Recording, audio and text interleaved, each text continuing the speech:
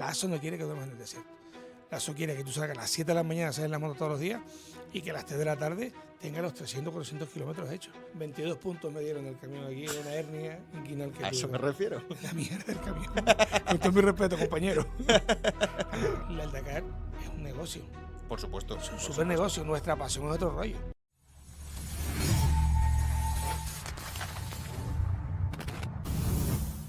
Muy buenas a todos, chicos, ¿qué tal? ¿Cómo estáis? Bienvenidos a Parada Técnica. Y como estaréis viendo, estoy en una Batcueva, en una Men's Cave, en una cueva de hombres, ese rinconcito que todos querríamos tener, que todos acabaremos teniendo si trabajamos y nos esforzamos lo suficiente.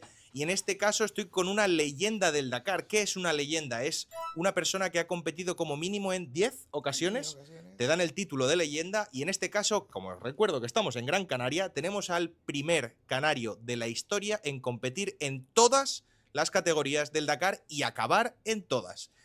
Muchísimas gracias por dejarme estar aquí, por aceptar a tener la entrevista y con todos ustedes, señores, Pedro Peñate. Muy buenos días, la verdad es que sí, encantado, un placer compartir este ratito aquí de tertulia, de muchas intrigas, preguntas intrigantes que me tiene aquí preparadas el amigo Aarón hoy. Y bueno, adelante, Aarón. No le he quieras. dicho, o sea, es el podcast probablemente menos preparado entre los dos, me refiero, no, él no sabe lo que le voy a preguntar, él solo sabe que yo estoy aquí para que dé un poco a conocer cómo es la trayectoria de una persona que llega hasta ese punto, a ser una leyenda, sin ser un piloto factory como tal, sin tener el apoyo de haber ganado un campeonato del mundo de no sé qué. Es decir, lo que me interesa mucho hoy es, ¿se puede llegar a correr un Dakar siendo una persona normal? ¿Cómo se hace? ¿Cuánto esfuerzo hay que poner? ¿Cuál es el foco en el que deberíamos de centrarnos? ¿Cuáles son los pasos incorrectos que deberíamos de intentar saltar? Tengo muchísimas preguntas. También he de decir que este hombre es empresario, además de los grandes, porque recordemos que KTM, las motos de KTM que salen en el canal desde que estoy aquí en Gran Canaria, son parte de Valsebike, que es una de sus empresas, aparte de otras muchas. Y también quiero entrar un poquito en ese aspecto de empresario, piloto. ¿Cómo se vive todo eso? Tengo muchas preguntas. Pues empieza, porque yo empecé a dispersarme y vamos a focalizar las preguntas. Vale, vamos a empezar desde el principio. ¿Cómo empiezas con la moto? ¿Cómo te inicias en el mundo del off-road? Porque he visto algún mono de la Copa Bancaja, he visto también cositas por ahí. Entiendo historia, que antes de la tierra vino el asfalto. No, nunca. Eso fue vale. un piloto, una historia dura que tuvimos con un piloto nuestro.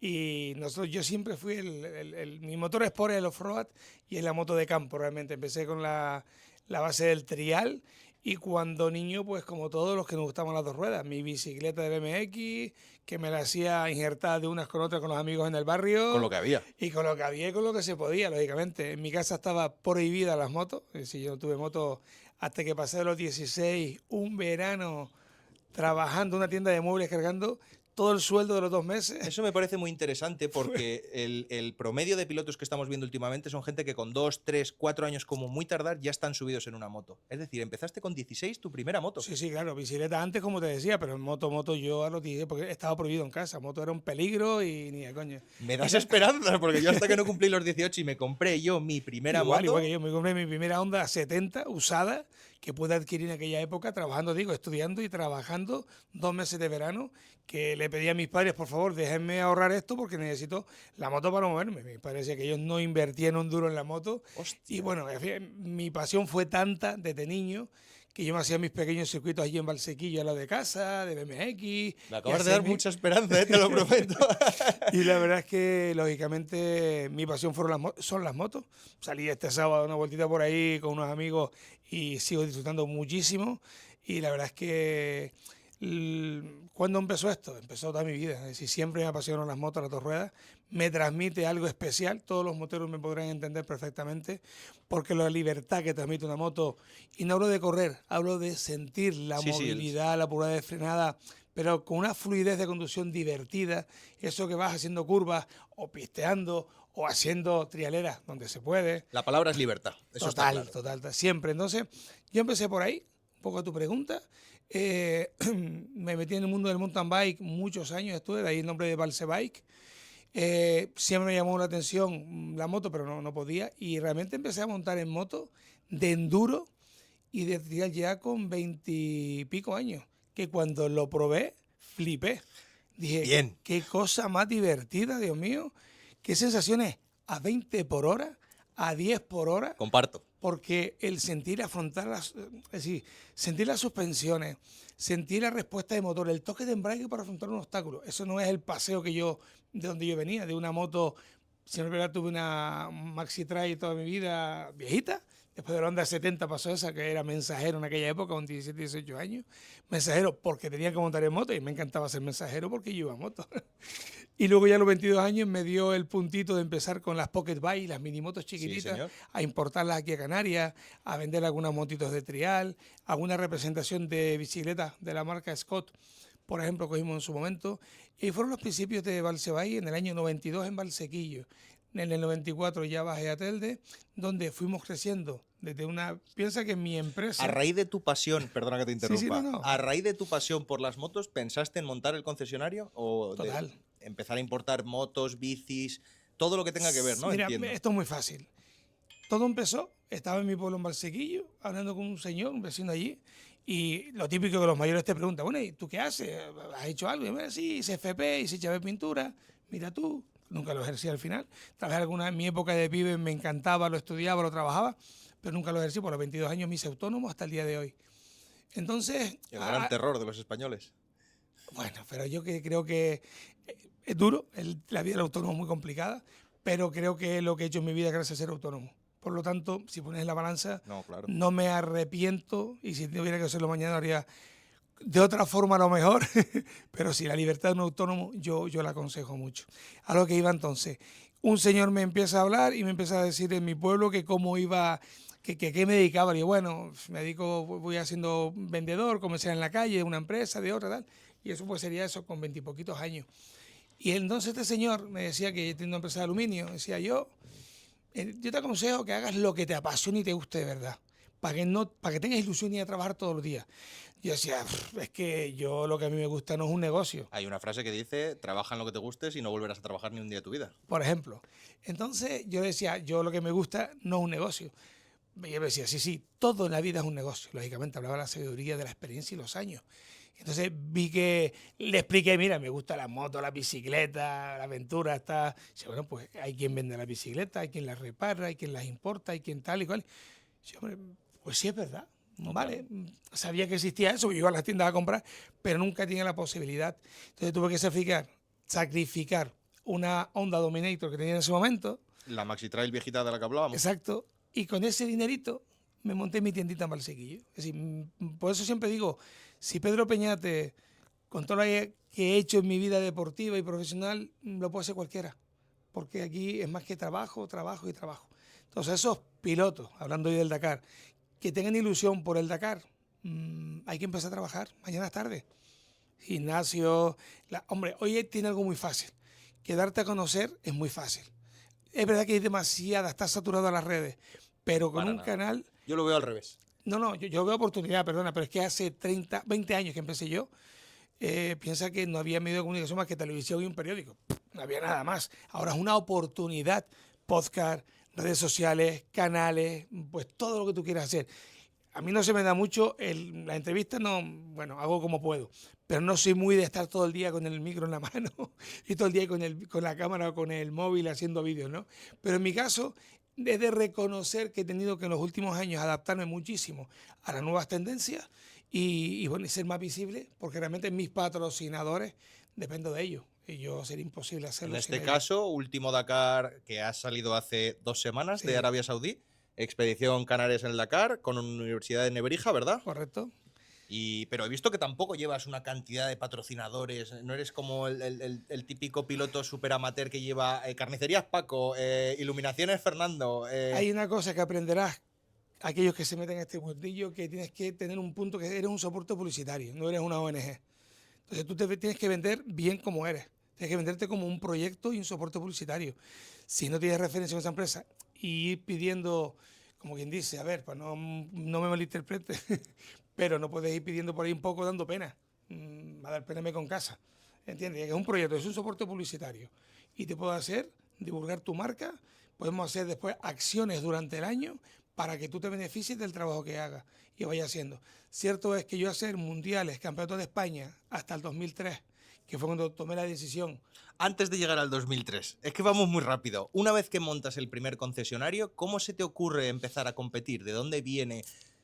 Porque yo tengo una teoría que es que las personas que viven la moto en asfalto y pasan y tocan la tierra y se enganchan es porque dentro llevamos una especie de componente de competitividad que te hace que la técnica y todo eso que hace que seas mejor en tierra, ese querer ser mejor, ese querer mejorar, ese no parar de conseguir conocimientos, técnica, velocidad, todo eso, creo que mucha gente que toca un poquito la tierra y se engancha muy rápido, todo el mundo lo tiene. Ese gen del que estoy hablando puede ser el que te ayudó o empujó una vez que tuviste la oportunidad de trabajar con las motos a dar el salto a competir. Correcto, es decir, hay muchos clientes, por mi parte profesional, que prueban la moto de campo, que son pilotazos en el tema del asfalto, por ejemplo, en circuito, y les da respeto. Eso que la moto se escape de adelante, que tú te ríes, o de atrás, o que la levanta, que hace lo que tú quieras con la moto. Al fin y al cabo, la moto y tú tienes que ser uno.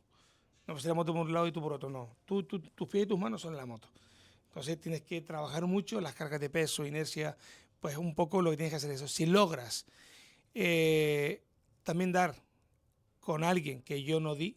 Yo tengo un amigo que me enseñó a hacer trial, mi amigo Félix Santana, y eso era, venga, pues una bultaco aquella que pisaba el embrague y seguía caminando dando cabezazos para adelante. Una bultaquito ser para 3,5, que aquí era un disparate. y ahí fue donde realmente me empecé a ver lo que se disfrutó de los road. Pero yendo a tu pregunta, es decir, ese piloto del asfalto que llega no le gusta, no le gusta.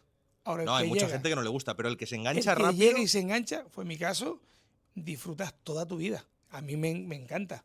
Yo pues llevo montando en moto de campo, pues imagínate, 20 y pico años, ¿no? O 30 años casi. ¿Por qué? Porque veía que lo que te transmite a poca velocidad y la técnica que requiere. Yo vengo Hablo de esa competitividad de, hostia, si soy mejor en técnica iré más rápido. Según el tipo de territorio. Hay veces cómo afrontar el terreno, hay que contar siempre con zonas técnicas, la rueda trasera es parte de la moto, la gente se lo olvida y se engancha a cualquier sitio y hace pues escalones, hay mucha cuestión. Ten en cuenta, yo vengo de la base del trial. Primero me puse a hacer el trial unos años, me gustaba y luego empecé a probar ya el trial que yo hacía era un trial rutero. Al final ya no era un trial, era casi un enduro. Y al final di el salto a una moto que me pudo hacer a cachitos de mi igual que la bici y me acuerdo que era piezas de Honda, de Yamaha y una Cajiva. Un invento que hice ahí, en aquella época no había otro medio y había que hacerlo así. Y me hice mi primera motita. Y por ahí tengo alguna foto todavía de ese cacharrillo. Y la verdad es que disfruté muchísimo y ya dije, wow, esto sí que mola. Y más rápido por los caminos, saltar, afrontar obstáculos en que las suspensiones absorban. En el trial tú eres mucho más, como pones mucho de tu parte física para afrontar los obstáculos, para afrontar un escalón, se tira mucho de cuerpo, de suspensiones. Esa era otra de las preguntas que te quería hacer. Cualquier piloto con el que yo hablo que entiende de tierra, todo el mundo dice lo mismo. La base es el trial. Si no haces trial, te va a faltar algo en algún momento. Claro, por ejemplo, en los Dakar de Sudamérica, que era mucho enduro, yo flipaba. Me encantaba, me lo pasaba pipa. Veía gente de motocross, de velocidad, que se engancharon a hacer un Dakar. Y cuando llegamos a una trialera... Todo lo contrario que este último Dakar que ha sido rapidísimo. No, estos Dakares ahora son mucho más rápidos. Ahora quizás aquí es más...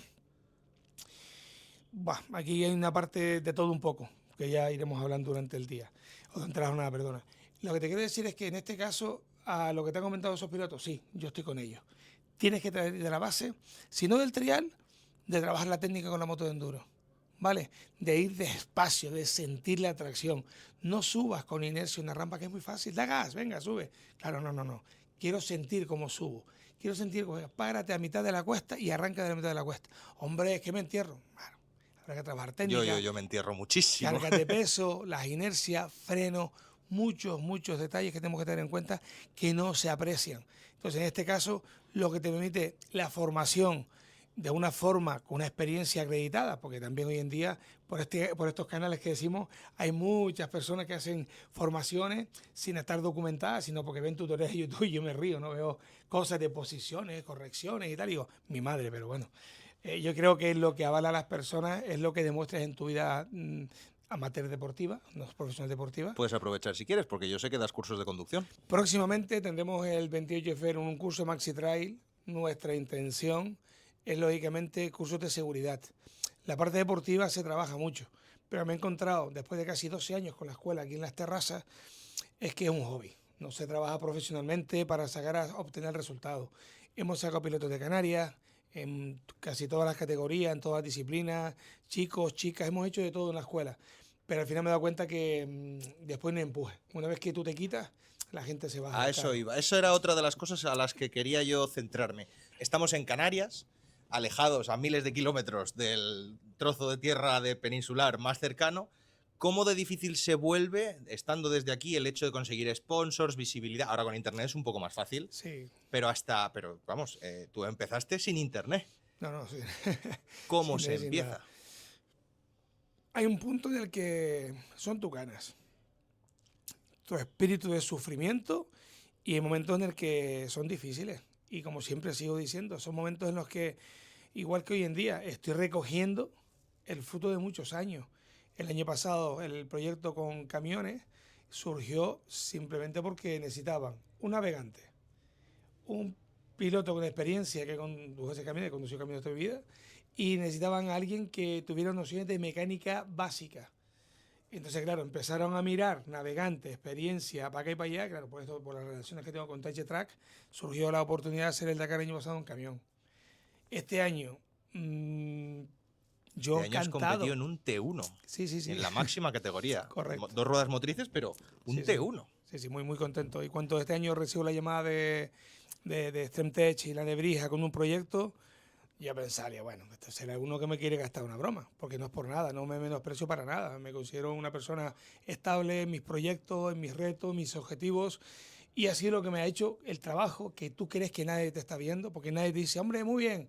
Al final resulta que después de tantos años habían buscado un piloto con trayectoria deportiva, que generara algo de contenido para sus redes, no estuvieran vacías, que generara pues una confianza, a pesar de tener tantos problemas, anécdotas que después contaremos si da tiempo, de la Nebrija en el Dakar, Nebrija tu Dakar. Que se caracterizase por la fiabilidad de las carreras que habías hecho, del hecho de terminar prácticamente todas, menos una, ¿puede ser? Sí, no, en Moto 2, pero claro, es que ten en cuenta que el Dakar ha cambiado con la FIA. Ahora tienes la historia esta de los jockeys, también te echan fuera, porque es normal, hay exclusiones directas, hay roturas que no son reparables, hay errores de conducción, hay gente que se pierde y al perderte genera un problema importante en muchos aspectos. Pérdidas radicales, no pérdidas, porque la pérdida es divertida. Te pierdes, uy, venga, a ver cómo encontramos ahora Waypoint. Y estás solito y no hay trazas, no hay nada, porque hay momentos en que las trazas, a pesar de ir en una posición a lo mejor bastante retrasada, también se pierden, por zonas de terrenos de piedra, tosca. No Eso se que queda hablan marcado. de que el que sale detrás se pierde menos porque hay Está más atrás, líneas, pero claro, total. las líneas que sigues se pueden haber perdido. Total, hay momentos, este año hubieron un par de zonas que mi copiloto marcó, clavó, porque veíamos a lo lejos, por la experiencia, veía un par de coches de repente. No, están perdidos. Entonces yo le decía a Dani, clávame el próximo waypoint y dime hacia dónde vamos. Adelántamelo ya. 500, cap 180, derecha 3. Vale, cántame, 300, 200, 100, ya. ¡Pum! Un muro, por ahí. ¿Seguro? Que sí, por ahí. ¿Está clavado? ¿Estamos recalados? Sí. Tiré, que no había huella. Tiré y ya empezaron a verse un poco detrás.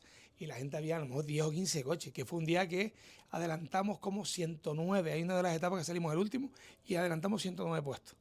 Ese día fue brutal, claro. La gente de la navegación es importante. ¿Qué pasa? Que conmigo, por la experiencia de ser navegante tu de copiloto moto, este año era rookie en el Dakar. Sí, era Pues rookie. lo hizo bien, entonces. Sí, muy bien. Se le ocurrió mucho, entrenó mucho y aparte lleva 15 años de copiloto en África, hacer carreras en África, hacer de copiloto en T1 a nivel nacional. Hay tablas y experiencia, lógicamente. Para un Dakar no te puedes llevar a un colega, que ya me encantaría, ¿no? Bueno, Dani se ha hecho colega al final, no te queda otro remedio que llevarnos bien. Demasiadas horas juntos. Sí, exacto. Y entonces un poquito de eso. Entonces, a lo que íbamos, para no irnos por las ramas, como te decía antes al principio. No pasa nada, Trata... Esto es para explayarse. Pero se trata de un poco, todo el trabajo que hagas es importante. La fiabilidad, el por qué llegar hasta aquí, es lo que le pido siempre a la gente. A la Expedición Canaria de Dakar siempre invitamos a todos los pilotos o aventureros, cuidado, que yo no soy tan piloto. Yo, eso de correr a matarte, como que no. Esa es otra de las preguntas a las que quería yo hacer. ¿Cómo de bueno hay que ser? Es decir, necesito ganar un campeonato de España de Rally Ride, de la categoría que sea, para tener el nivel necesario para ir al Dakar y no hacerlo mal? Es decir, No, mira, no matarme en la primera... quien te autoriza a tomar salida en el Dakar es la Federación Internacional de Motociclismo. Sacarte licencia internacional. Y después está la parte de la aceptación que te haga la ASO. Hay 15 plazas para españoles. Están fijo full. Como anécdota, te puedo comentar y experiencia mía, desde el 2003 me empecé a inscribir en el Rally Dakar. Pagaba todos los años en junio, son las prescripciones. Si no te cogen, ¿te la devuelven? Sí. Ah, bueno, vale. Hasta el 2007, que le dije, no la quiero que me la devuelvas más. Quiero ir al Dakar. Todos los años la pagaba y me la devolvían. La pagaba y me la devolvían. Y en un año, Manu Dajada, que ya no está por ahí, está haciendo otras cositas ahora con el Titan Desert, Manu, el amigo Manu. Y Manu, le digo, Manu, era un poco la representación del Dakar, de la ASO en España, ¿no? Quien coordinaba todos los equipos, todas las infraestructuras españolas. Y ya está bien, ya, hombre. Llevo años inscribiéndome, no me dan la plaza y hay pilotos que están ahí que ya no es que participe que no acaban. Yo acabo todo lo que empiezo y arrastrándome como sea, yo acabo. Pon tú que ahora mismo estaba en mi categoría en aquella época como un senior B, como te dije antes, empecé tarde, estando entre los 5 primeros pilotos españoles de la categoría, haciendo unos tiempos razonables, era amateur. Entonces yo estaba más que justificado. Ya que el año, pues como no la quise recoger, pues lo tuvieron en cuenta después de esa conversación un poquito aclaratoria de que ya está bien, ya tengo mi oportunidad algún día. Y ya en el 2008 me la aceptaron la inscripción con tanta suerte que estamos en Portugal para salir en la Plaza de Belén y hay amenaza de Arcaeda y se suspende ese Dakar del 2008. Se hizo el Dakar Series, el Dakar, bueno, tengo una foto por aquí, el Dakar Series aquel que se llamó. Vamos a enseñarla, vamos a enseñarla. El Dakar de Rumanía-Hungría, un Dakar que era todo por nieve, tengo la foto por ahí porque la verdad es que se ven las etapas donde se ve por ahí hielo, nieve, era hielo por todos lados, tú imagínate. Es como literalmente justo lo opuesto que se imagina la gente cuando le hablas del Dakar. O sea, tú piensas en arena. Duna, la arena, el calor, bueno, y el Pues frío. toma, ¿vale? pelarla, ¿no? Y hielo y el más. Había una raíz que donde Marc Coma se lesionó en esa carrera. Yo me caí también, reventé la moto por un costado. Bueno, es este morro creo, ¿no? Sí. 93, 105. No, pues es este morro igualmente. Lo que pasa es que este otro Dakar, el 2009, y este era Sudamérica.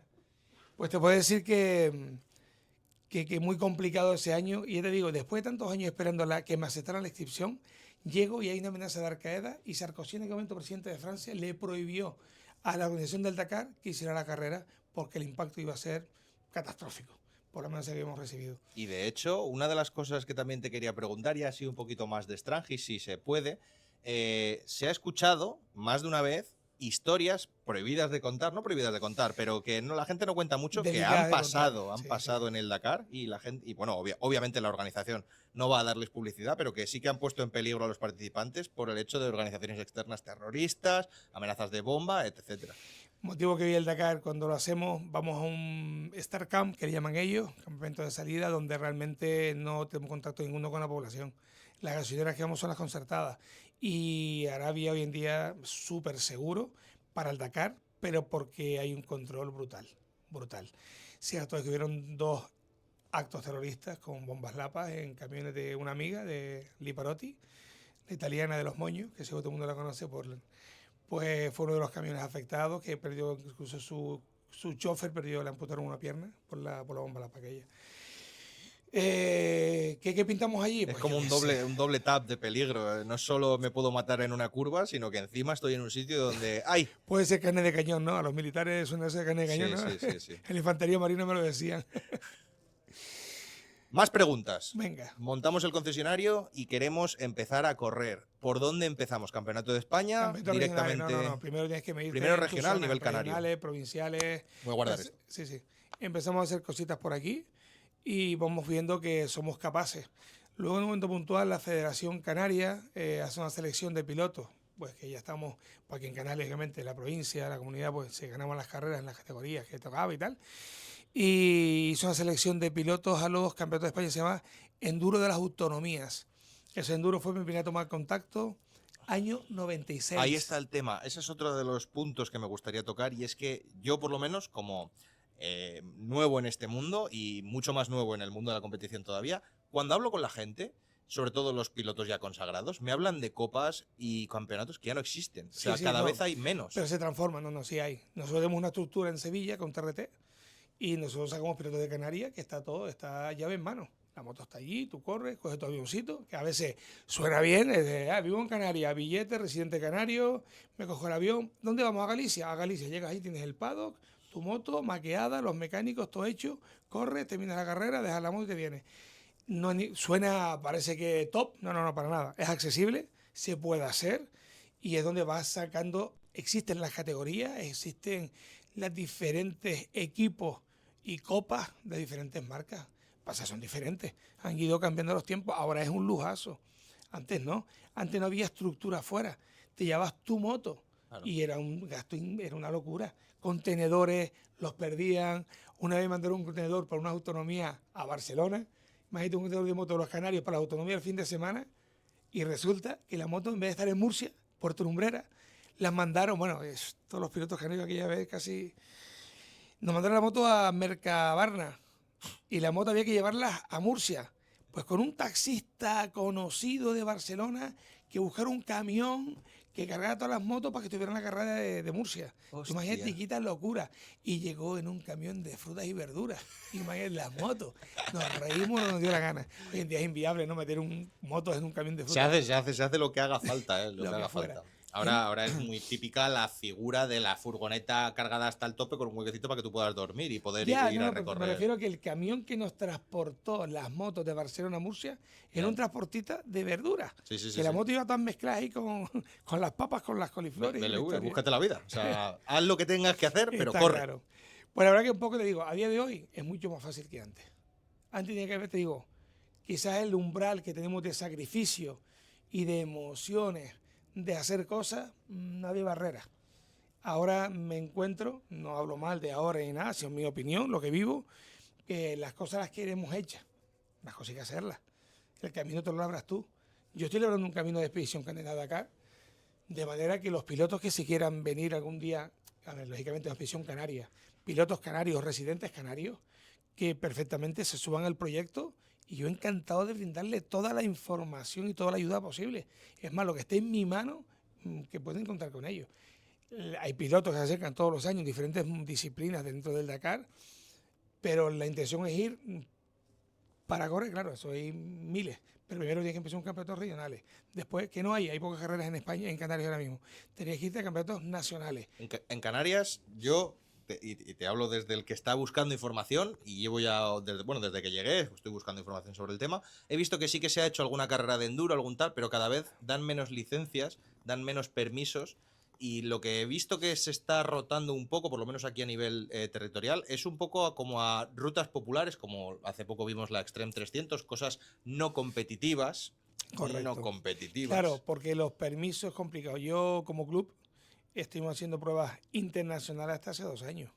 El enduro Isla Europea del Deporte, el super enduro, teniendo a mundialistas aquí a Canarias a competir aquí en nuestra escuela, en las terrazas. Y sin embargo, yo dejé de hacer carreras porque era una barrera constante, era una pared de hormigón infinita de grande, que eran todos los años barrera con las instituciones, con el medio. Y entonces, bueno, hay que respetar. Las normas han salido, ya no se puede ir por el campo a hacer carreras, a hacer cosas. Y cierto es también que es un deporte, cuando montas una infraestructura por normativa, plan de seguridad, todo lo que conlleva, quizás bastante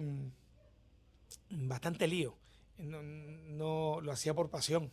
Claro, al no dinero. utilizarse un circuito cerrado donde Claro. ya tiene sus permisos y sus licencias. Pero es que los circuitos cerrados a los pilotos de enduro no les gusta el piloto de motocross. A eso voy. El de enduro quiere libertad. Y quiere ya para disfrutar. practicar el rally ride, ya vamos. Entonces, claro, en este momento no vemos una situación que Canarias está muy protegida, que me parece bien. Yo soy pro a que sea reserva la biosfera, que se cuide nuestras islas, nuestros rincones y que salgamos. Lo que sí estoy pro porque se regule, no que se prohíba. Ahí está Entonces, donde yo quería creo llegar. que las cosas hay que cuidarlas. Pero no, lo fácil es prohibir. No, hombre, déjame 4 caminos, 4 lugares, con normativa, con el taco correcto, con una Euro 5, porque no veas que la contaminación que va aquí en la atmósfera, la de la autopista y la de los aviones, no hacen nada. Entonces mi moto con Euro 5, una moto moderna, por un 4 caminos de la isla que se puede ir, ya con eso seríamos felices. El tema que es más fácil es prohibir, es mi humilde opinión. Sí, está Entonces, claro, pero no es que se puede se prohibir. utiliza la misma regulación en prácticamente todos los territorios. Estamos por Toledo, Madrid, Barcelona, Sevilla. Quitando Cuenca, Teruel y poco más, Sí, Está pero te complicado el digo tema. porque son verdaderos desiertos. En caso te vas a Teruel, Pero aquí tenemos Monegro. Fuerteventura, que es un paraíso, que podría ser un sitio Mira, perfecto para practicar. pues yo he hecho carreras en Fuerteventura y la butarda y la ubara tienen más fuerza que los canarios. No, no. Y el anidamiento, aunque tengamos 2 meses de hacerlo, ya, es la verdad, ¿eh? A la cámara digo, que nos pone muchos peros, les molesta. Porque sí, oye, mira, que esta etapa no hay anidamiento, pues las aves están por fuera, esta zona que sabemos que hay más anidamiento, se pone una barrera, como hacemos en el Dakar, con una velocidad máxima que se llevan hoy en día con la geolocalización, se puede poner Con el perfectamente Estela. con el Estela sin problema. Pone los radares y perfecto. Oye, esta zona, un poblado, 20 por hora, 10 por hora, que casi vas caminando. Bájate y empuja. Exacto, casi. Pues bueno, pero no, prohíben y te digo, el problema es que la conciencia es pro caminar y lo demás que no tenemos derecho a nada. Pero bueno, entonces, como te decía antes, yo me he adaptado, me he dejado de hacer carrera. Sí, al final las salidas fáciles, me voy a Marruecos y lo que pueda entrenar, ahorro dinero y me voy allí una Me voy semana, a 2 Marruecos, semanas. o yo incluso hasta hace 2 años estuve activo en el Campeonato de España en la categoría de los máster y me iba a las carreras del Campeonato de España a montar a hacer enduro. Yo no iba a las competiciones, yo quería era competir porque era un tema privado mío, me apetecía a mí hacerlo. Yo iba a disfrutar de la moto de campo, unas rutas preciosas, unos bosques espectaculares. Entonces, claro, al final vas a hacer carreras al Nacional porque es muy fácil, como decía antes. Pero es que a las carreras del Nacional sí que se les dan los permisos para hacerlo. Por eso serán No tan caras, te porque hay que creas, no, untar un no, poco no, al, no, al... no, no, no, no, no, no, no te creas. Yo en Castelldefels hace 3 años tuvimos un problema que hicimos el 50% de la carrera por asfalto. No, tiene un problema. Cada día hay más problemas, ¿eh? No es así. Eso es evidente, eso está pasando actualmente. Cuesta mucho. Hay comunidades que están abiertas porque tienen un bosque muy grande, cogen cortafuegos, que es importante a los cortafuegos que sean grandes y que se limpien con el uso del 4x4, las motos y demás, lo cual genera una protección para el medio, no es una contaminación, pero bueno, Pues es ilegal transitar por un cortafuegos. es ilegal. Sí, solo se podría atravesar si es uniendo un camino con otro. Ah, Pero pues mira, nunca pues yo transitar por no el lo propio sabía, ya me enteré cortafuegos. algo nuevo. Para mí es, creo que el sentido común Pues es, a eso voy, si es que en, son tonterías. Si es en que vez de limpiarlo, para que haga el efecto real de cortafuego, te prohíben los usos. Vale, pues yo, para eso está que ha inventado la normativa. Yo no tengo ni puta idea de No, la no, no. normativa. A ojos Por de la eso, ley, cualquiera que tenga una moto de enduro es un criminal y debe ser bueno, erradicado y exterminado. O sea, ahora eso mismo. es así. A esa conclusión, cualquiera que tenga una moto de enduro ya ha llegado. Por eso hacemos poco enduro y ya prácticamente salimos por poquitos sitios que nos permiten. Corremos campeonatos comarcales, campeonatos nacionales, como puede ser el Campeonato de España, y cómo se llega a dar el salto de un Dakar. Es decir, cuando tú estás corriendo el Campeonato de España, te van dando una serie de puntos, ¿no? Entras como... No, vas demostrando tu trayectoria deportiva, ¿A que quién? tienes que justificar ¿Al ASO? a tu palmarés. Ah, vale. Vas Que haciendo luego un te palmarés. pedirá la ASO. La ASO pedirá un palmarés deportivo tuyo. ¿Quién eres? ¿Qué haces? Y hoy en día se habla mucho de la parte mediática, lo cual es fácil. Esa es otra de las cosas a las que otro de los... Cualquier persona que se precie, que vaya con un proyecto deportivo y vive la experiencia, pasa ya está muy vendido. ¿Cómo se llama este? Feliu, creo que fue, Isaac Feliu. intentó, y sabe, un compañero de él que tuvo un accidente grave. Sí, Charlie. Exacto, entonces no sé cómo quedó todo el tema ese al final. Que fueron sí, documentaban lo Exacto, que el eso es día lo a que es día. importante, creo que eso es muy vendible hacia las redes a la hora de que al ASO le importa. Me preguntaba, ¿qué hace falta ver el Dakar? Vender un proyecto bonito al ASO. Ahí va, ahí va, ahí Por va. una parte, y por otra parte es que demuestre que eres un piloto de nivel, que eres un piloto que vas a terminar las etapas, no eres un piloto que sea un peligro y que el ASO tenga que estar pendiente de ti todo el día. No les interesa pilotos que, yo tengo tiempo, a mí igual domino el desierto. No. La ASO no quiere que duermas en el desierto. La ASO quiere que tú salgas a las 7 de la mañana, salgas en la moto todos los días y que a las 3 de la tarde tengas los 300, 400 kilómetros hechos. Que hay que hacer es entrenar y hacer un trabajo previo. Y se puede hacer. Eso es otro de los melones que también hay que abrir, que es, ¿se ha perdido emoción de aventura en el Dakar? Gracias a la parte del trabajo que hacemos después del post-Dakar, de lo que hacemos nosotros, en los que llevamos ya muchos años en este tema, leyen o no leyen, a mí me lo han mandado ya bastantes años, nos hace una encuesta de cómo vimos el Dakar, la última participación del Dakar. Todo, la comida, el tema de la seguridad, el tema de la ruta, el tema de los días, y hemos coincidido muchísimo, que lo he visto este año, que ha habido 2 etapas maratón. A mí la etapa maratón debería ser cada 3 días, que sea lo guapo. Antes era todos los días. No, siempre ha existido el vivac. Sí, Siempre existió el pero vivac. al final el hecho de quedarte tirado por ahí y tener que ir empalmando y... Pero eso existe todavía. Todavía hay No, pilotos claro, de como hecho este este año se han año... colgado, la gente se quedaban fuera y tal. Pero es Y menos común. Es como que la ruta está programada, como lo que tú dices, para llegar a las 3 de por la tarde. seguridad, porque ha cambiado un poco, se está volviendo otra vez a los orígenes, el tema de intentar de alguna manera a la aventura, no tanta competición. Que yo soy más de la aventura que de la competición. Es que el Dakar, en teoría, era una carrera amateur Correcto. buscando la aventura. Y Claro. ahora lo que vemos son que los 20 primeros pilotos son Profesionales. tops del motocross, que van a gas cerrado todo el día y llegan, o sea, a las 3 de la tarde ya se han dado su baño de hielo, están en su motorhome dándole un masaje a un fisio. Eso no es la esencia del Dakar, al menos Correcto. visto desde fuera, ¿vale? Visto desde alguien que... Bien, pero te recuerdo que este año hubieron 2 etapas maratón que vive la experiencia. Está claro que se ha profesionalizado. Está claro que ya hay otro nivel y hay una cosa está clara. La ASO, el Dakar, es un negocio. Por supuesto. Es un por super supuesto. negocio. Nuestra pasión es otro rollo. De hecho, nuestra ilusión es otra. Pelut, en Sí, un sí. podcast, hablaba de que la ASO no busca pilotos, busca clientes. Claro, lógicamente. Lo estás diciendo tú, es lo que te decía antes.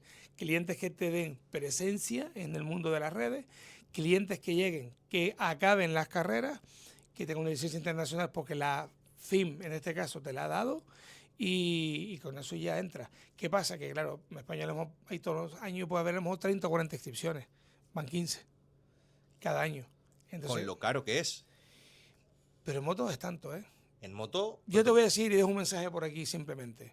Cuando tú vayas a un proyecto, como yo fui, vendiendo series de enduro. Un proyecto que ya existe. No, yo iba vendiendo los proyectos míos deportivos del Campeonato de España de Enduro, Mundiales de Enduro, he corrido de Enduro, pues de todo. Bueno, hice 3, hice Portugal, Navarra y Granada, los que estaban en Península, lógicamente.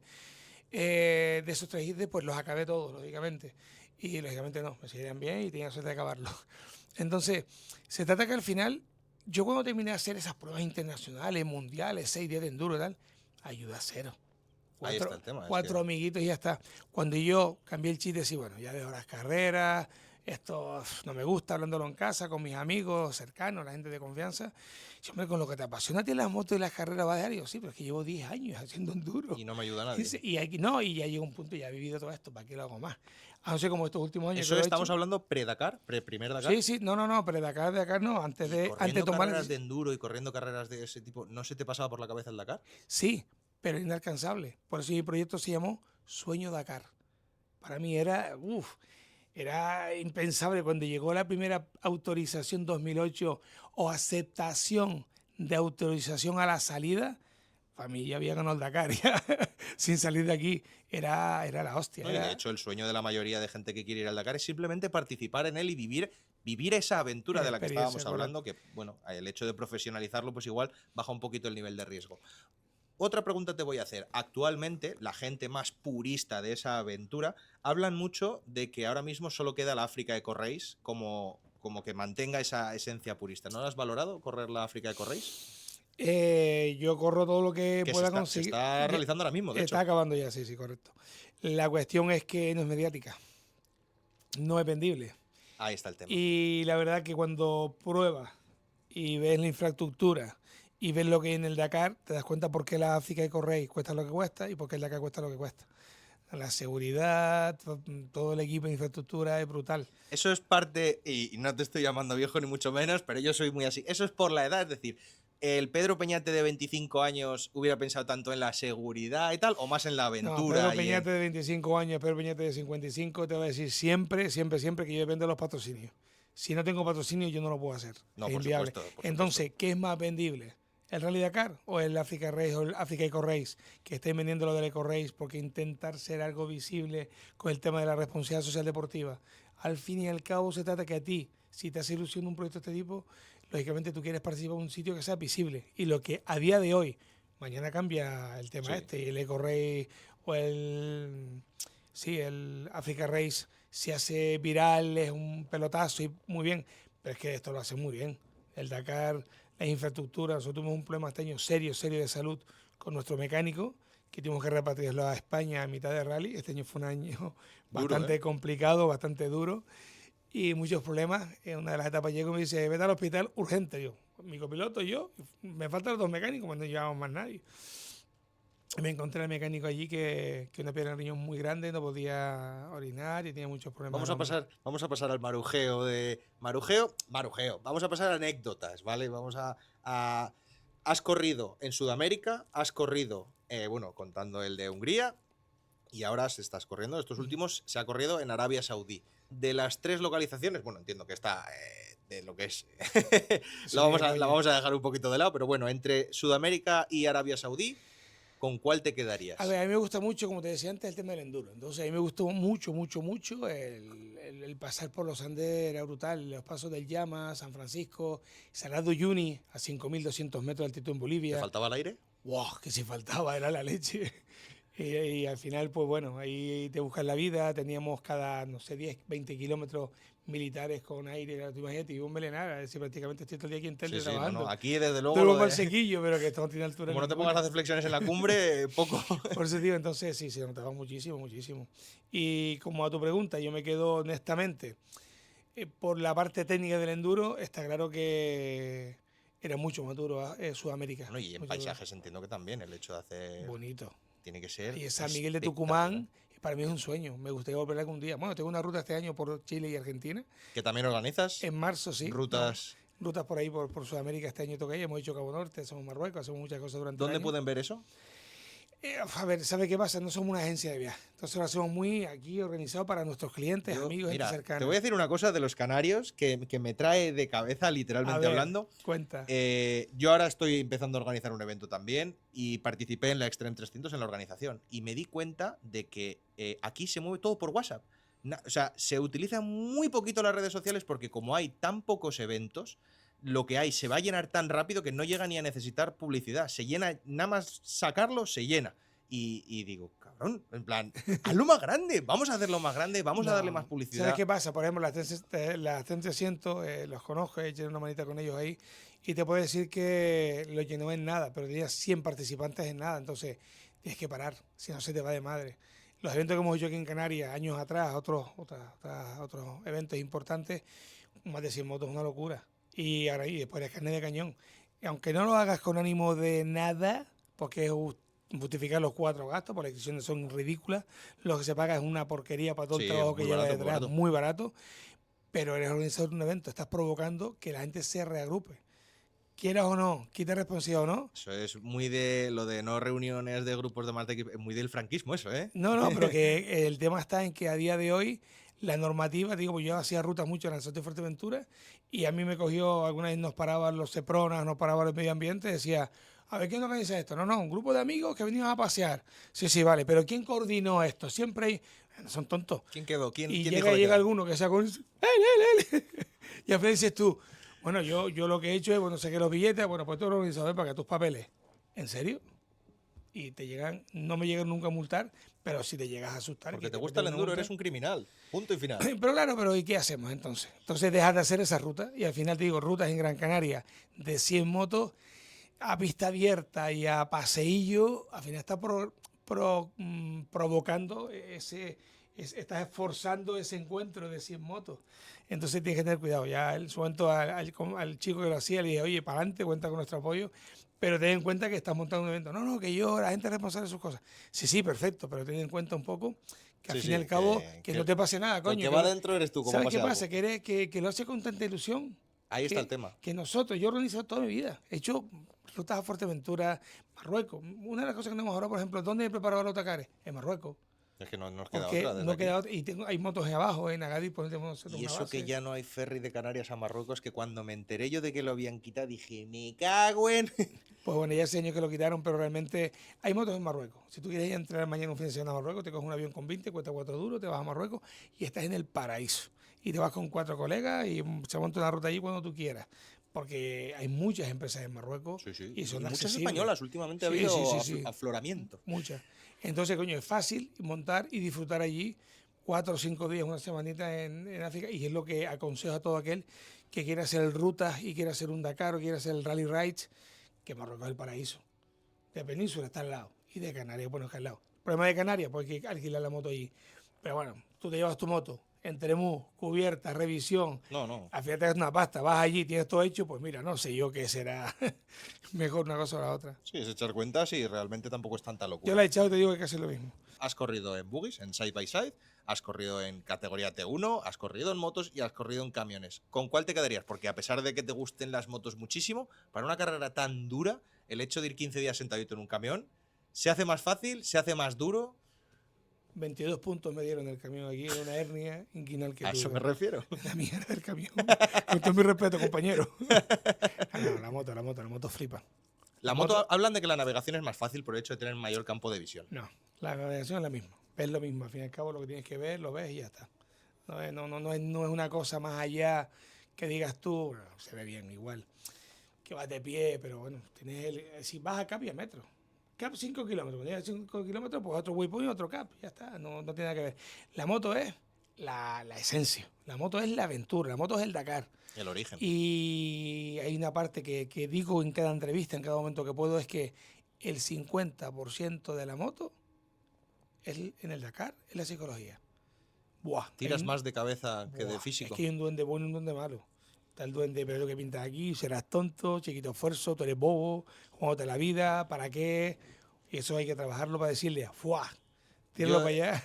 Este último Dakar ha sido el que más lo he seguido lo máximo posible y he de decir que lo primero, por muy bien organizado mediáticamente que esté, me gustaría ver mucho más de lo que se ve poco, en mi opinión.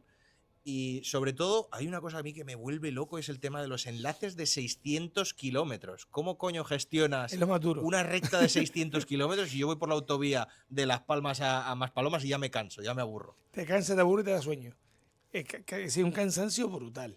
Es agotador. Y bueno, hay técnicas que se trabajan en la psicología deportiva para intentar no quedarte dormido, motivarte, y son haciéndote preguntas, hablando con el copiloto y cosas importantes del día de la etapa. Pero realmente vas entretenido, vas hablando de la etapa, de las cosas. Contigo mismo. No, con el copy. En moto. En la moto, contigo mismo, mucho. Contigo mismo, mucho. Y sobre todo, para que no se te vaya la pelota, como sigamos vulgarmente hablando, te tienes que preguntar cosas de la etapa. ¿Cuánto me queda? ¿Dónde está el próximo radar? Y te pones a jugar con el radbook. Cuando están tantos kilómetros y está en línea recta así, hacia el infinito prácticamente, piensa que la cabecita te da muchas vueltas. Por eso te digo que es muy importante trabajar bien la psicología deportiva, hasta para cambiar una rueda o para reparar una Como tontería. que mentalmente repasas los procesos que tienes que seguir Claro, una vez que te pase. y después trabajas mucho con la respiración también. La respiración. La respiración influye muchísimo. Tú puedes hacer un paseo por tu cuerpo con aire, donde lo inhalas, cómo lo respiras, por dónde entra, cómo va paseando, cómo te llega nariz, laringe, esófago, pulmones, estómago. Empiezas a caminar por las extremidades. Como un y lo vas método de sintiendo. relajación. Total, no, y de concentración a su vez. Estás paseando por tu cuerpo con el aire. Son cositas que se trabajan, son cositas que te activan. En la coordinación de la respiración 8-4-4-8, inhalar 8 segundos y soltarlo en 4, eso te activa. Cuando lo haces al revés, coges en 4 y sueltas en 8, te relaja. ¿Eso sabes que es un método de los Navy SEAL para quedarte dormido?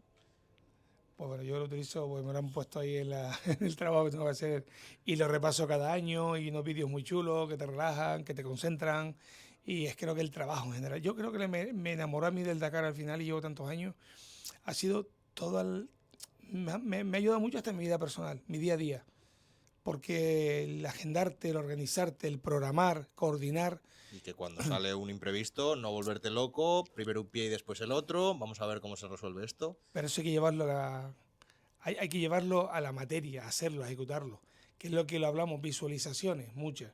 Todos los pilotos de Fórmula 1, cuando Fernando Alonso hizo aquel test con Lobato, ¿recuerdas el crono? No. Bueno, hay un vídeo que te aconsejo que lo veas, de Lobato con Fernando Alonso. Fernando Alonso eligió un circuito. Ah, vale, sí, y sí. le puso los tiempos, Sí, y sí, creo sí. que Sí, en sí. un segundo. En la primera curva, segundos. porque bajaba 6 marchas. Exacto. Sí, lo vi. Y pues, Se lo hicieron a Marc Márquez también.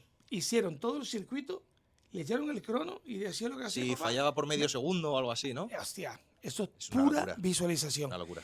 Nosotros visualizamos cosas. Pero, por ejemplo, una de las cosas que trabajé mucho, que era muy duro, levantarte a 4 o 5 mil metros en los Andes, helado, en una caseta, todo mojado, mojado el día anterior, salir del saco a dormir y meter tus pies en la bota mojada. Para hacer un enlace de 300 kilómetros, porque te levantas a las 3. Preguntándote todo. Claro, Pero vamos eso a hay que ver. trabajarlo. Me imagino ahí en la moto, pelado de frío. Pero vamos a ver, Pedro, ¿tú qué coño haces aquí? Pues eso es una pregunta que hacemos todos. No ahí. es tan bonito. Y si encima tienes la suerte que tienes un compañero al lado que se queja más que tú, Buah. te merma más todavía. Primero, cuida a tus compañeros. Bueno, a ver, ahí yo, por ejemplo, he desarrollado la técnica de me alimento de tu odio. Es decir, si tú estás mal, yo digo, no estoy tan mal. Buah, pero fíjate, Ya tiraré yo de ti. yo creo que a mí me mermaba y me cansaba, y entonces ahora dentro del trabajo que hacíamos era intentar pues evitarte esa compañía tan negativa. Quieres estar tranquilo por la mañana, te levantas ese frío, pues si hace frío. Que hace pues lo falta que un toca copiloto hoy. como yo, que aunque llueva y haga frío, te sonríe y no pasa nada. Ya Es lo mañana que saldrá el tocó sol. y ya está. Y entonces lo que hicimos es, como lo pasé tan mal aquel año, cuando llegué aquí empezamos a trabajar y decía, lo paso muy mal, ¿eh? ¿Pero qué te pasó? El levantarme a las 3 de la mañana, vestirme, que es inhumano. Es que los Es horarios es también son inhumano, duros, ¿eh? Son es duros. muy duro. Peligro, el hielo, a 4 por hora, a 5 por hora, todo helado, las carreteras heladas. Era un disparate. Entonces, ¿qué hicimos? Bueno, pues entonces en vez de visualizar, empezamos a trabajar aquí en Canarias. Yo me quedaba en mi casita en Valsequillo, por fuera de un terreno, montaba la caseta, todo igual, ponía las cosas donde tenían que ir, la moto aparcada afuera, procedimiento. A las 3 de la mañana, despertador, me vestía, me iba a la cumbre. En noviembre en Gran Canaria, cualquier año, cualquier momento, tú puedes ir. Firgas, Moya, Fontanales, está bien. Además, verás escarcha por los lados, hace mucho frío. Y te puedo decir que los últimos años, y este año más todavía. No, este año agua. Este año agua hemos tenido Pero todo si lo que te vas queríamos. temprano, en Valsequillo hemos estado a 3 grados algún día. En Fontanales y Firgas y Moya, eso tiene que estar a 0 o a escarcha ha habido seguro este año por ahí arriba. Algo de escarcha ha habido también en verano, en el enero, me dijeron. Llegó a nevar. Ah, pues Arriba en la cumbre nevó pues bien digo, un día. pues la preparación del Dakar lo que tiene que hacer es todo lo que tú puedas evitar visualizarlo y hacerlo en primera persona mejor. O sea, entrenabas el endurecimiento, ¿no? Claro. El- Para vivirlo, y cuando ya lo vivías de verdad, ya era lo que tú habías entrenado. Te has entrenado para esto, Pedro. Esto es lo que tú has trabajado y estás viviendo lo que has hecho y Sí, eso. lo superas. Lo conozco. Por tu parte profesional. Lo conozco. Nosotros también, otra parte que trabajamos mucho primer año de Arabia, fue que a las 5 de la tarde se hacía de noche. Claro, cuando tú sales a la especial, con los Apaisai, a las 12 del mediodía, Buah. ¡buah! Me quedan 400 kilómetros. Que ilumine bien. No, la mitad del Dakar era de noche. Lo pasé fatal. ¿Qué hicimos cuando llegué aquí? Lo mismo, trabajarlo. Pues desde que pude me fui a Marruecos y salí a entrenar a las 7 de la tarde, hasta las 2 o 3 de la mañana. Porque era todo lo que tú puedas hacer aquí, no esperas Sí, ahí. acostumbrar a No, tu cerebro. lo hago cuando estoy. No, hazlo ya. La luz, afrontar obstáculos, enterrarte, trabajar con los frontales. Tienes que hacerlo de noche, tienes que hacerlo como tiene que ser. Y cuando llegas allí, es más de lo mismo. Es un poco el trabajo que hay que hacer. Muy interesante, la verdad. A ver, tengo muchas preguntas sobre el tema de la empresa, ¿vale? Ya hemos hablado un poquito de lo que sería la trayectoria hasta que llegas a correr lo que cualquier motero de aventura consideraría la máxima competición, como es el Dakar. ¿Cuánto de eso te ha ayudado el hecho de tener una empresa que se dedica a la venta de motos? En este caso tienes un concesionario de KTM y aparte estás asociado con otro tipo de empresas, como es Motocar, que también haces aquí de gerente. Sí. ¿Cuánto de eso te ayuda con el impulso? Es decir, una persona que no tuviera un concesionario y que quisiera llegar a tener los contactos que te puede proporcionar, como pueden ser la gente que te entrega el material, ¿cómo se llama? No caigo ahora, los proveedores. Sí. Todos esos contactos que te pueden ir consiguiendo, hoy en día eso se ha democratizado gracias a las redes sociales. Yo mismo empecé el canal porque en un futuro yo quería montar un taller, en un futuro te hablo dentro de 20 años, y me veo que un año y medio después de montar el canal esto funciona, a la gente le gusta, le interesa la mierda que tengo que contar, y me veo en posibilidad de hacer proyectos. Obviamente no puedo ir a un Dakar todavía. Todavía. Sí. Me encantaría, obviamente me encantaría a futuros, pero todavía hay que ser realistas y todavía no se puede, pero voy haciendo un poquito de cosas, voy haciendo un poquito. ¿Cómo de cuánto crees que es importante trabajar en el sector y relacionarte día a día? Por ejemplo, yo podría tener más facilidades para este tipo de cosas si trabajara en un concesionario o trabajara, como me han ofrecido muchas veces, hacer de marketing para para una marca de motos o para un concesionario o cosas así? ¿O simplemente yo me lo podría montar por fuera y poco a poco ir consiguiendo los contactos? Te voy a decir que el 90% de los pilotos de moto no tienen concesionario, 90-95. Algunos tenemos. No, No pero tiene nada que ver. Si no ayuda, no ayuda, es un proyecto. Tienes que saber vender bien. Lo que hace falta es que lo sepas vender bien. Porque el patrocinio, los patrocinadores que yo tengo nunca fueron directamente vinculados al tema de la moto, ni me beneficiaron por tener una empresa de motos. No. ¿Que compraba el repuesto más barato de KTM? Sí, pero es que lo compras más poquito más barato. No es que tal, cualquier concesionario de KTM, por la marca que distribuyo, que tú quieras hacer un Dakar, te va a ayudar seguro, porque siempre KTM ha tenido el race to race en el ADN de ellos. Por lo tanto, hablamos de que tú vas a hacer un Dakar mañana, oye, quiero una moto, te la van a pasar a costo. Es que va a costar lo mismo a mí. Que mañana quiero el Forfait de KTM, ¿cuánto cuesta? 3.000 pavos. Es el acceso a que tengas al camión. todo el recambio al camión del Dakar. Pero es que a mí me costó lo mismo.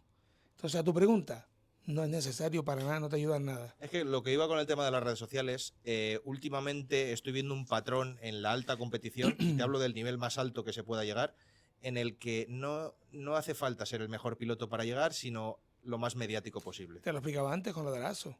Tú llevas un proyecto al ASO con tu forma de cómo vas a llevarlo, cómo vas a trabajar y por qué quieres hacer el Dakar. Primero, tienes que ser piloto y segundo, eso es un plus que te va a ir bien para que ellos quieren que sea visible. Ellos viven de eso. Sus patrocinadores, sus grandes negocios, es la visibilidad que se le da a la prueba más dura del mundo. Y que si la Fórmula 1 está justo por encima en visualización y el Dakar es lo segundo que más visibilidad tiene, ellos quieren ganar en la Fórmula 1, lógicamente. Es que Ahora con Liberty Media no veo, va a estar complicado el temilla, pero bueno, están fuertes. entonces te digo que la cuestión es esa, que todo lo que sea visible a tu proyecto, lógicamente como lo presente, lo focalice como piloto español que ha participado en diferentes carreras, enduro, rally rides, que está metido en la aventura, que te vas en una pruebita a Marruecos aunque no sea una carrera FIA, pero es una carrera que puedes acabar bien, como un Fenech Rally, un Challenge, el Maroc Desert Challenge. Todas esas carreras así en plan están bien, pues ya son carreras. Al final es como si fuera una entrevista de trabajo, ¿no? Y tienes que tener tu currículum. Claro, lógicamente, pero sobre todo por tu seguridad. Yo a veces cojo a pilotos de moto con mi categoría, que salgo a la hora que salgo, y en el buggy incluso salía más tarde. Si a mi madre, como voy a coger esto en mitad de etapa, este hombre aquí ya tú como tienes experiencia de la moto, si se va cayendo, si va sentado, eso es imposible, no tiene ritmo. Está hecho polvo. Claro, pero a ver, piensa que en realidad está hecho polvo, pero para un Dakar tienes que ir preparado. Y yo para el Dakar mi lema en la moto era que iba 15 días a lo que me echaran. Y todo lo que entrenaba era poco, así de exagerado. He aprendido con el tiempo que hay que trabajar más la calidad que en la cantidad. ¿A qué te refieres con calidad cuando entrenamos que endurance en la moto? Que estés con alguien que sepa del tema. Porque a veces lo que llega es demasiado reventado. Yo he hecho Dakares de tantos miles de kilómetros al año, en Fuerteventura, aquí en Marruecos, que llegaba fundido. Yo no llegaba con calidad. Con el paso del tiempo, entrenaba más calidad, menos cantidad y llegaba fresco. Llegaba bien. Yo llevo un Dakar. O sea, entiendo, calidad, aprender a minimizar los esfuerzos, ¿no? No. Economizar. Y el trabajo que haces previo, qué tipo de músculo, qué técnica utilizas. Por ejemplo, ejercicios específicos, cuello, hombros, cuádriceps, resistencia sí, pero a veces más fuerza. Y ahora trabajo más fuerza que el cardio. Me hago cardio porque me gusta la bici, me gusta la moto de enduro y todo el tema. Que se trabaja mucho cardio en la moto, aunque la gente no crea que en la moto no se trabaja el cardio, se trabaja mucho el cardio. No, yo salgo jadeando cuando me tomamos. Cuando te quedas enganchado en una trialera. Te ha fundido. ¡Buah! Entonces te digo que se trata un poquito de eso, lo que trabaja es la técnica y cómo trabajas ese músculo y con qué calidad llegas al punto final la semana antes del Dakar. Hay que estar fuerte, no cansado. Yo llegué a entrenar tanto que yo estaba hasta el último día entrenando como un animal y que ya habrá reventado el Dakar. Me iba arrastrando, ni más ni menos. Vamos a hacer una cosa. Venga. Me ha encantado la charla, me parece súper interesante. Un señor con tanto bagaje. Y quiero más. Y como eres un señor muy ocupado, que ahora mismo... Vamos a aprovechar a que la gente que vea este podcast haga las preguntas del siguiente. Vale.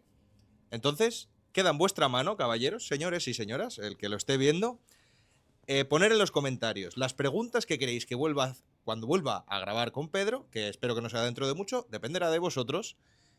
No voy a coger 150 preguntas, ¿vale? Pero bueno, 10, 15, 20 preguntitas se le pueden hacer. Así que queda en vuestra mano, chicos. Muchísimas gracias, Pedro. Hombre, gracias a ti por la oportunidad, por darnos, como te explicaba antes, en este mundo de las carreras hay que hacer este trabajo. Yo soy una esponja, lo absorbo todo, yo analizo, estudio, ahora yo me voy a mi casa, me pongo así a mirar el techo diciendo, a ver, esto que me ha dicho, le puedo sacar rédito y esto funcionará. Sí funciona. A ver, lo que está claro es que hace falta mucho trabajo y mucho esfuerzo, mucho sacrificio, ¿eh? Eso no es Y te feo. sacrificas de una cosa para obtener otra. No va a caer del cielo, las oportunidades hay que currárselas. No existen.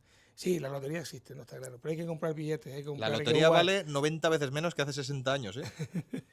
Muchas gracias, Pedro, Nada, por a acogerme ti. aquí en esta Men's Cave, en esta cueva de hombres, en este pequeño paraíso que tienes aquí montado. Nos vemos dentro de poco, espero. Muy bien, sí, hombre. Y gracias por participar. Venga, nada, gracias a ti. Chao, Saludos. señores. Chao.